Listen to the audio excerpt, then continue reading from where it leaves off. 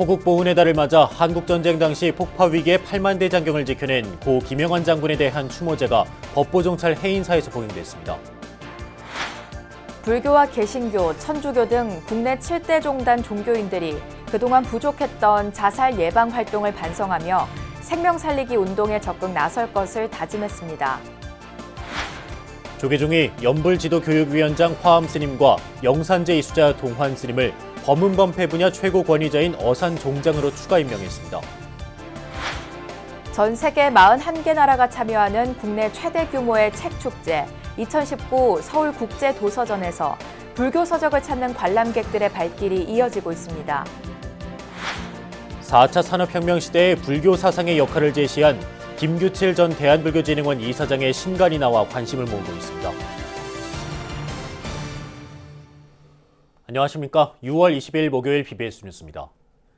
세계문화유산인 8만 대 장경이 한국전쟁 도중 무탈했던 것은 무장공비 토벌을 위한 해인사 폭격 명령을 따르지 않은 고 김영환 장군이 있었기 때문입니다.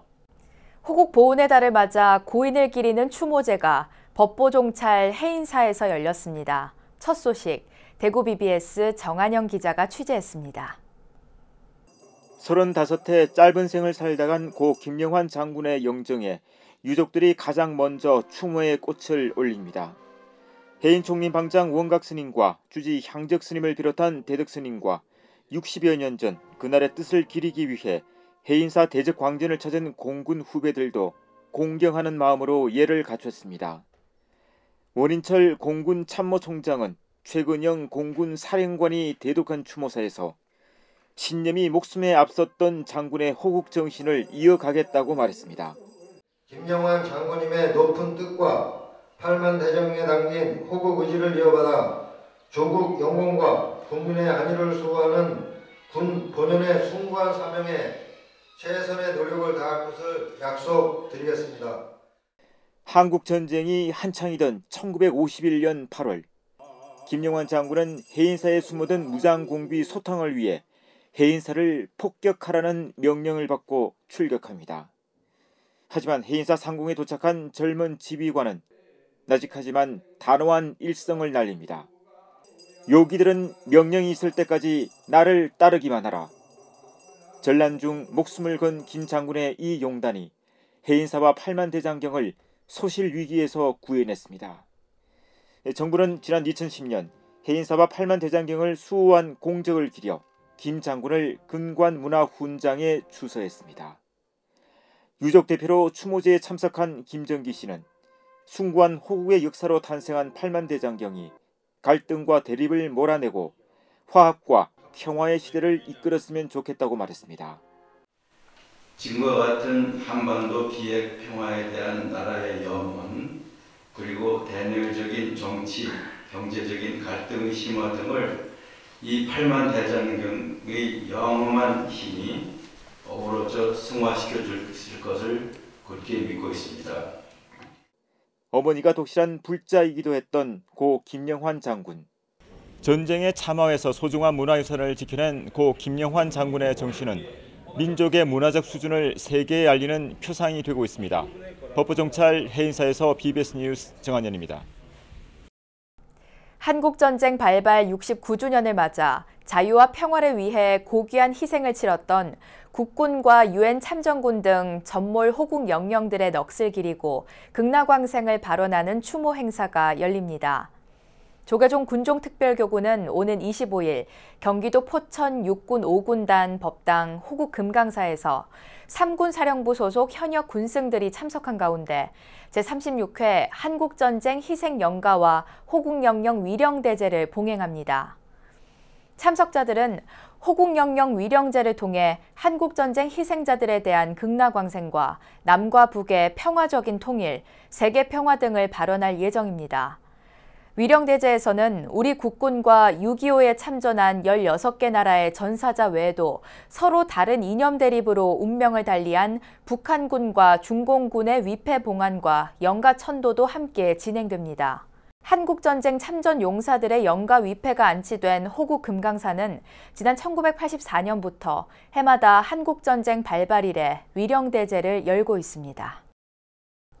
불교와 개신교, 천주교 등 국내 7대 종단 종교인들이 그동안 부족했던 자살 예방 활동을 반성하며 생명 살리기 운동에 적극 나설 것을 다짐했습니다. 한국종교연합과 생명존중 시민회의는 7대 종단 종교인들과 함께 생명 살리기, 자살 예방을 위한 종교인 선언 행사를 열었습니다. 종교인들은 선언문에서 소중한 생명 가치를 세우고 일깨우는 것은 종교의 본분이자 사명이지만 우리 종교인들은 그 사명을 다하지 못했다고 반성했습니다. 종교인들은 앞으로 생명 존중 문화의 확산을 위해 설법과 서약 캠페인 등 시민운동을 펼치고 자살 유가족과 소외된 이웃의 아픔을 보듬는 등 생명운동 네트워크를 구축하겠다고 선언했습니다. 이번 행사에는 조계종 포교원 포교부장 가섭스님과 천태종 대전 광수사 주지 무원스님 등이 동참했습니다. 조계종이 불교 전통의식 계승과 발전을 위해 범은범패 분야 최고 권위자인 어산종장을 추가로 임명했습니다. 새롭게 임명된 조계종 어산종장 스님들은 국민들에게 감동과 힐링을 주는 데 더욱 힘쓰겠다고 다짐했습니다. 홍진호 기자가 전합니다. 조계종 연불지도 교육위원장 화암 스님과 중요 무형문화재 50호 영산제 이수자 동환 스님이 조계종 어산 종장으로 지정됐습니다.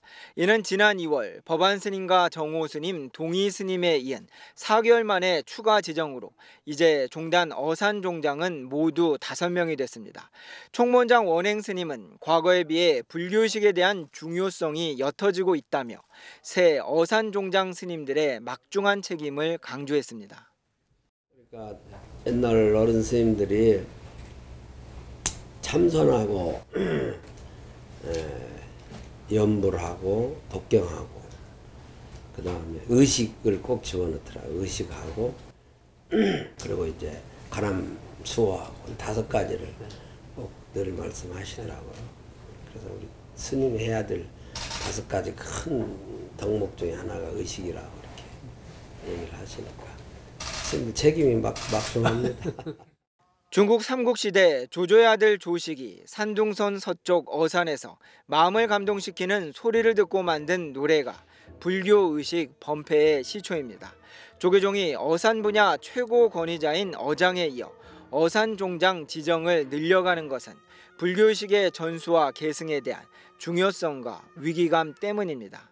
이 이상 더 끊기면 이제 영산제도 그렇고 수륙제도 그렇고 이제 앞으로 이제 생전예수제도 이제 진행 중인데 그런 거를 설행할 수가 없어요. 이제 한다 하더라도 아까 그 어산으로 하는 그 음성과 몸치신 작법이 이제 불가능해집니다. 그냥 이렇게 쭉쭉쭉 음악으로 하는 게 아니라 그냥 읽어 내려가는 쪽으로 가지 않을까 걱정이 되는데.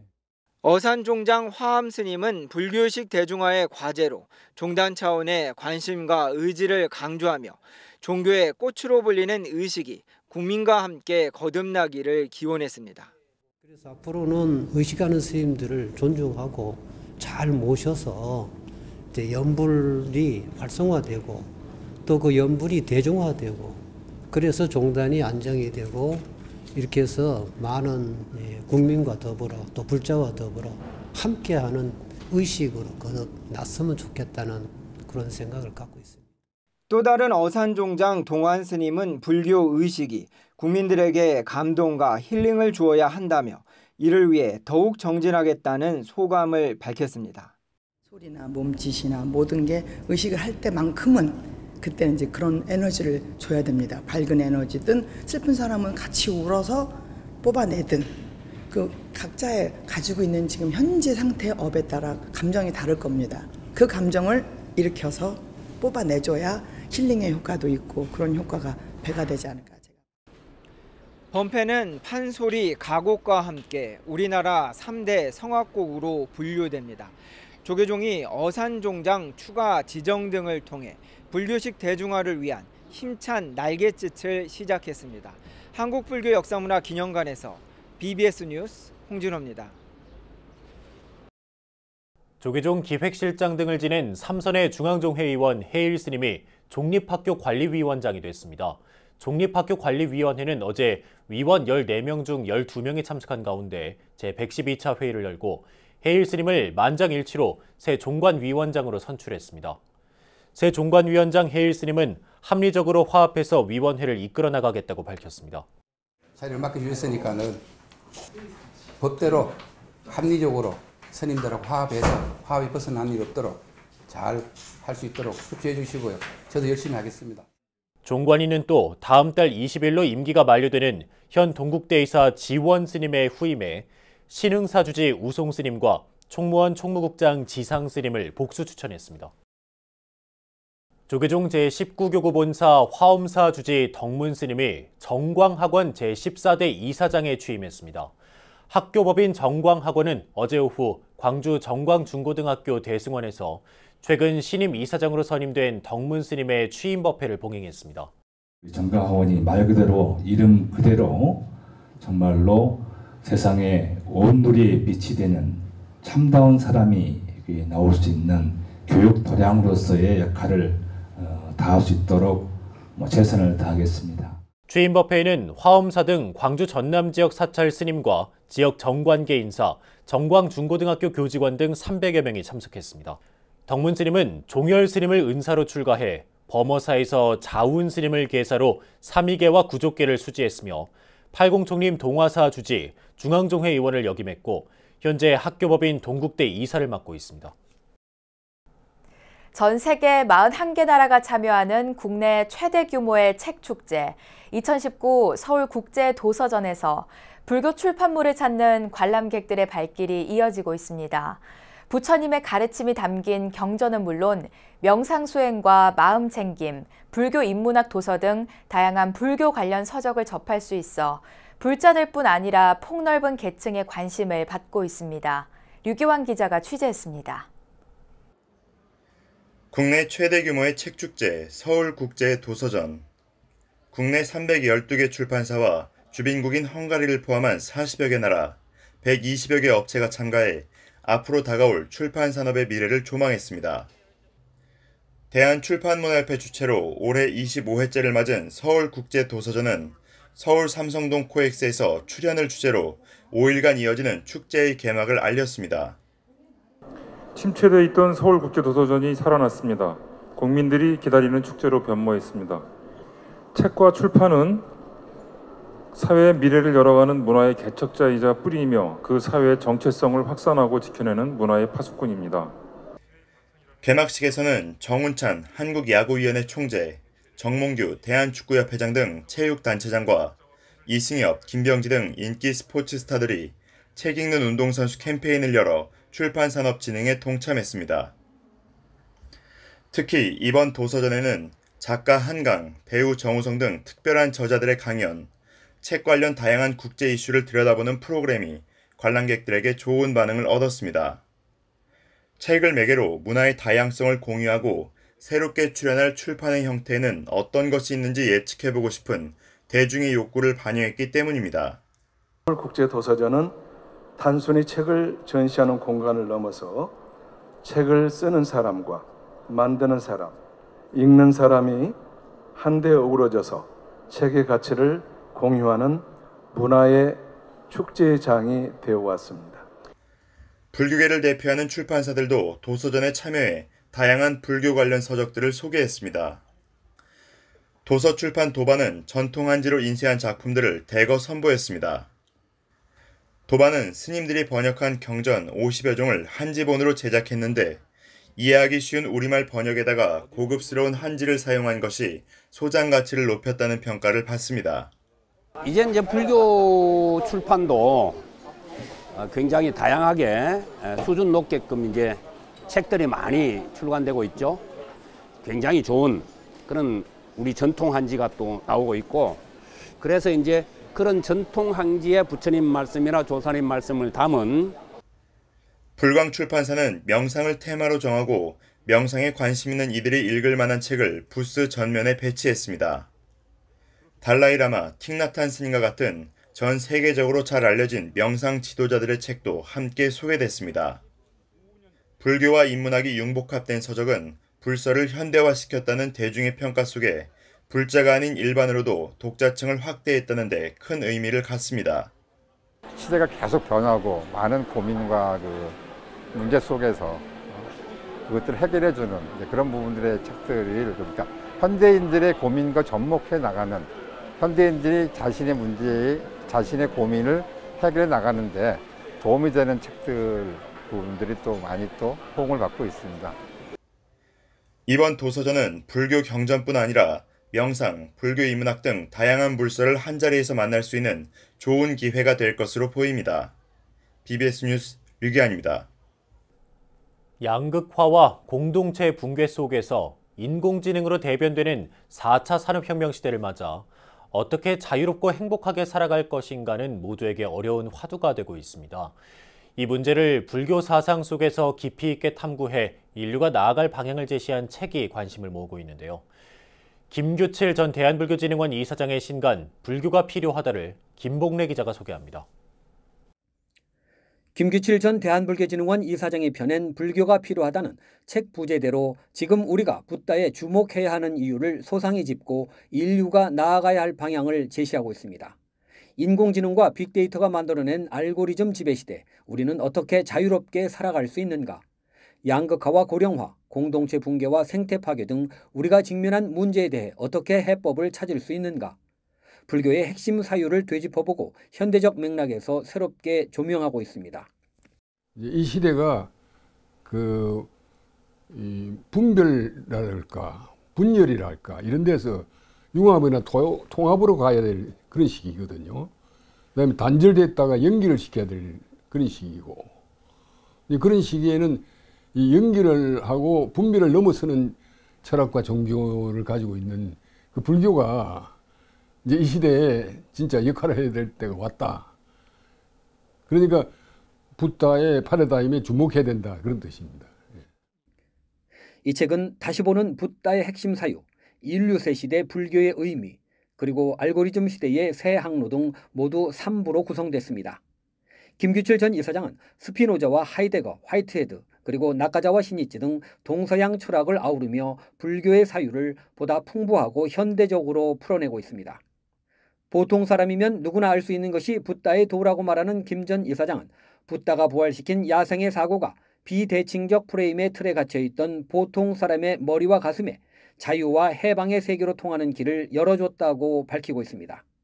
짐승과 사람과 사람 사이에 전부 다 우리가 통하에 있다고 보는 게 불교적인 마음이라고 볼 수 있어요. 그런 마음에서는 대칭성이 이루어지고 있습니다. 그래서 야생의 사고의 부활을 하면은 비대칭적인 이 계급사회, 이 계층차별하는 사회로부터 비대칭적인 사회로부터 대칭적인 균형 잡힌 사회로 갈 수 있다. 그것으로 이끄는 것이 불교다는 뜻입니다. 그러면서 공존과 조화에 공헌하는 기여도를 놓고 자유롭게 경쟁하는 새로운 자유경쟁 제도가 필요하다고 역설합니다. 원효 스님이 이야기하는 요익 중생, 그 중생을 요익하게 하는 그러한 일을 하고 싶다고 신청을 해가지고 좋은 일을 많이 하면은 그 사람에게 사회적인 보상이 주어지도록 그렇게 제도를 하자는 겁니다. 저는 이걸 인간의 얼굴을 한 인간다운 경쟁이라고 이름을 붙였습니다. 새로운 문명시대, 불교의 해법을 모색하는 노력은 인류의 희망찬 미래를 밝히는 등불입니다. BBS 뉴스 김봉래입니다. 조계종 제3교구 본사 설악산 신흥사는 어제 기해년 하안거 포살법회를 봉행하고 정진을 향한 의지를 다졌습니다. 건봉사 주지 현담 스님을 전계사로 설법전에서 봉행된 3교구 포살법회에는 신흥사와 낙산사, 백담사 등 3교구 본말사 스님 등이 참석해 스스로를 경책하고 참회했습니다. 스님들은 또 10중대계와 48경계를 함께 독송하며 안거기간 수행을 살피고 참다운 수행자로서 계율을 잘 지녀 오롯이 수행에 전념할 것을 발언했습니다. 특히 승가 공동체 구성원으로서 계율을 엄정하게 지켜 화합을 이루고 깨달음을 성취하기 위해 정진할 것을 다짐했습니다. 갇혀있던 물고기나 새 등을 풀어주는 불교의 신행문화 방생이 시대적 요구에 맞게 변화해야 한다는 목소리가 나왔습니다. 불교환경연대 상임대표인 법만 스님은 한국불교역사문화기념관에서 열린 녹색불교 심포지엄에서 버드나무 방생법회가 우리의 생태계를 살리고 새로운 방생문화로 자리 잡길 바란다고 밝혔습니다. 작년부터 일반 수종에 비해서 약 40배가량의 수질 정화 효과가 있는 이런 버드나무 심기를 새로운 방생문화의 어떤 그런 사례로 좀 해볼까 하는 그런 생각을 하고서 또한 그리고 이제 여러 군데다 또 실질적으로 버드나무를 심고 있기도 하고 있습니다.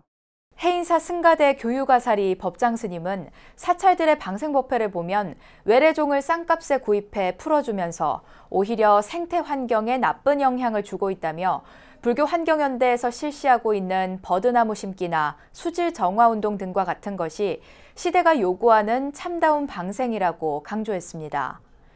오충현 동국대 바이오 환경공학과 교수도 버드나무는 수질 정화 효과뿐 아니라 토양 안정과 생물들의 서식지를 제공하는 식물이라며 치유와 재생의 의미가 있는 버드나무를 통해 생명들이 살아갈 수 있는 여건을 조성해야 한다고 설명했습니다. 해외로 반출됐던 조선왕실의 유물이 민간기업의 후원으로 미국 경매에서 매입돼 국내로 돌아왔습니다. 백자 항아리와 인장인데요. 전문가들은 이번 문화재 환수로 조선왕실에 대한 연구를 더욱 활발히 할 수 있을 것으로 기대했습니다. 박세라 기자입니다. 작지만 단아한 멋을 내는 독특한 사각 모양의 백자 항아리와 가슴에 풍성한 갈기를 자랑하는 사자 형상 손잡이의 도장. 해외로 유출됐다가 다시 고국의 품에 안긴 조선시대 유물 2점입니다. 문화재청과 국외소재문화재재단은 조선 왕실 유물로 추정되는 백자 이동궁명 사각호와 인장 중화궁인을 공개했습니다. 이들 유물은 지난 3월 미국 뉴욕 경매에서 사들인 것으로 온라인 게임 회사 라이엇 게임즈의 후원으로 국내 환수에 성공했습니다. 그 과정이 굉장히 어려웠는데도 무난하게 특히 라이엇 게임즈의 큰 기부로 이렇게 무사히 우리 품으로 국외에 나가서 떠돌던 우리 문화재를 안전하고 또 귀하게 다시 모실 수 있었다는 사실입니다. 백자 이동궁명 사각호는 조선시대 숙선홍주가 살던 궁에서 사용한 백자임을 알 수 있는 이동궁이라는 글이 적혀 있습니다. 조선시대 백자 대부분이 제작자와 사용 연대를 알 수 없어 백자 사각호는 조선시대 백자 연구에 있어 중요한 기초자료가 될 것으로 기대됩니다. 구체적인 제작 시기를 알 수 있어서 말하자면 도자사 연구의 기준점 역할을 합니다. 그래서 이제 이것을 기준점으로 해서 양식의 선후 순서로 배열을 하다 보면은 이제 전체 어떤 흐름이나 양상을 알 수 있다는 점에서 역시 커다란 의미를 가지고 있습니다. 조선 왕실의 인장인 중화궁인은 한자 서체의 일종인 전서와 해서, 예서가 함께 사용된 독특한 서체를 자랑합니다. 인자는 보면 전서체를 했고 나머지 글자는 그 해서체가 아닌, 해서체에는 약간의 획에 이렇게 들어가 있을 뿐이지 기본적인 바탕을 예서체를 혼용되는 독특한 글자체입니다. 대체적으로는 왕실이라든가 이런 데 보면은 전서체가 많이 쓰입니다. 중화궁인의 이러한 글자체는 굉장히 극히 드문 건데 앞으로 조사하고 연구할 필요가 있다고 생각합니다. 문화재 환수를 위해 지속적인 후원을 펼쳐온 라이엇 게임즈는 과거에도 조선부라 석가 3존도의 매입 자금을 지원했습니다. 해외 경매 시장에 우리 문화재가 나올 경우 매입을 통해 국내 환수를 추진할 수 있어 정부의 예산 지원과 민간 후원금 확보가 더욱 중요한 시점입니다. 지금도 해외 경매 시장에서 떠돌고 있는 우리 문화재를 환수하기 위해서는 정부와 민간 기업의 노력뿐 아니라 국민적 관심이 중요하다고 전문가들은 지적합니다. BBS 뉴스 박세라입니다. 급변하는 디지털 기술은 글을 못 읽는 문맹 말고도 각종 디지털 서비스를 잘 사용하지 못하는 이른바 디지털 문맹인들도 생겨나게 했는데요. 서울시가 오는 2022년까지 모두 86억 원의 예산을 투입해 이들의 어려움을 덜어주겠다고 나섰습니다. 배재수 기자가 보도합니다. 명절 기차표를 사기 위해 긴 줄을 서는 대신 스마트폰 앱으로 표를 예매하고 직원 대신 무인 키오스크에서 햄버거를 주문하는 편리한 시대입니다. 하지만 스마트 기기 사용이 서툰 어르신들은 이른바 디지털 문맹이 되어 각종 사회 서비스에서 멀어져 가고 있습니다. 서울시가 이들 어르신들과 교육 소외계층을 돕기 위해 성인 문해교육 활성화 4개년 계획을 발표했습니다. 이 스마트 기기, 무인 기기 등이 보편화되고 있기 때문에 이런 디지털 시대에 이런 디지털 문해 능력을 향상시키는 것. 아울러서 이 서울이 이 인구 1000만의 대도시이고 복잡한 시스템 속에 살기 때문에 이 서울살이에 대한 기초 생활 능력을 좀 더 편리하게 정보를 제공하면서 갈 수 있는. 우선 서울시는 18살 이상 성인 가운데 글을 읽고 이해하지 못하는 전체 7.8%의 인구를 오는 2022년까지 6.6%로 낮춘다는 계획을 세웠습니다. 이와 함께 전통적 개념의 문맹 외에 스마트 기기 없이는 일상생활이 어려운 환경 변화에 맞춰 디지털 문해 해소와 생활 밀착형 문해 교육에 초점을 맞추기로 했습니다. 이에 따라 시는 디지털 문해와 서울에 맞는 생활 밀착형 문해 교육 콘텐츠를 이르면 연내 개발해 무상 보급합니다. 디지털 문해 교육 콘텐츠는 스마트폰으로 기차표 예매하기와 카카오 택시 호출하기, 모바일 뱅킹 등이고 생활 밀착형 문해 교육 콘텐츠는 지하철 노선표 보고 환승하기와 생활 영어 배우기 등입니다. 시는 이를 위해 앞으로 4년 동안 모두 86억 원을 투입하며 특히 디지털 문해 교육 분야에는 34억 8천만 원을 집중합니다. 이 밖에도 서울시는 시민의 문해 학습권을 제도적으로 보장하기 위해 관련 조례도 올해 내에 제정한다는 방침입니다. BBS 뉴스 배재수입니다. 불교 의례의식 범패는 민간의 다른 소리에 비해서 거의 원형 그대로 보존됐습니다. 종교적 사명감 속에서 스승에게서 제자로 구전전승되면서 천년의 시간 동안 이어져 왔기 때문입니다. 불교 의례 한글화 속에서 이에 맞는 의례의식 재정립이 현재 진행되고 있습니다. 우리의 불교의식은 이제 전통을 계승하며 이를 시대에 맞게 새롭게 창조해야 하는 길목에 서 있습니다. 네, 이상으로 6월 20일 목요일 BBS 뉴스를 마칩니다. 여러분 고맙습니다.